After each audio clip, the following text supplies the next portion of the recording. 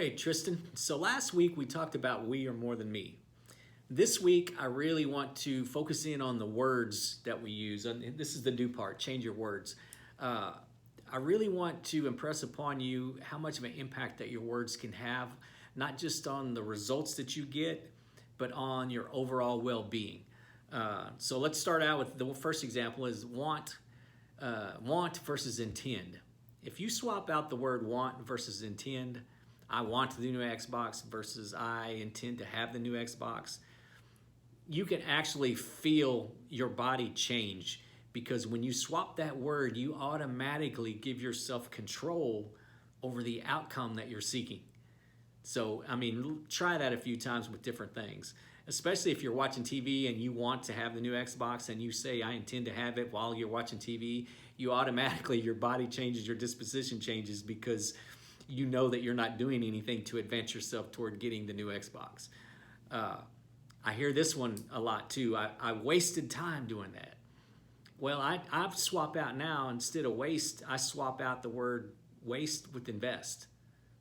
I invested time. Even if the outcome wasn't what I initially desired, it was still an investment for me because I learned what not to do next time. So it just changes your whole outlook and it changes your whole approach. Let's change it. Let's go to baseball for you, a baseball example. Throw. You're throwing a strike or are you locating a strike? Swap out those two words because remember, your body will form itself around intent. So if you're throwing versus locating is a more accurate verbiage to use for your body to form itself so you can get that strike thrown. And it'll help you, it'll make its own adjustments on you. Because it knows what the intent is. It's similar with mechanics and movement. My mechanics are off. If you're struggling, my mechanics are off. Well, no, my movements don't feel right.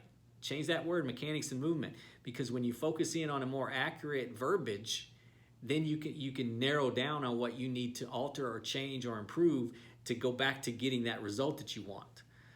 In business, Jay Abraham talks about changing one word in a headline that improved conversion rates 300%. Now here's the power of that. If you have a sales page that's making you $10,000 a month and that one word change improves that 300%, your $10,000 a month went to $30,000 a month. So in the course of a year, you're making $120,000 off of that sales page. You're now making $360,000 off of that page. That's an impact. That's how important one word can have. And to be honest with you, sometimes it ain't even a word, it's a damn letter. Take that we or that me.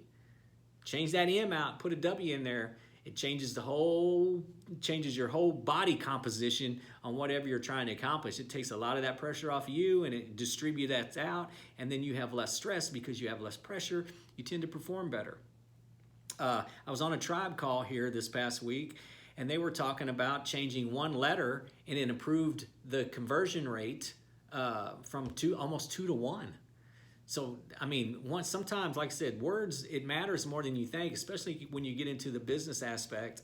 But right now, I really want to focus on have you focusing on the words that you use in your daily life, because words are habits, habits are results.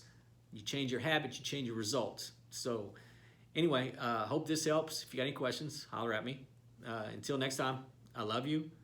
I'm proud of you. I believe in you. And I am glad you're my son.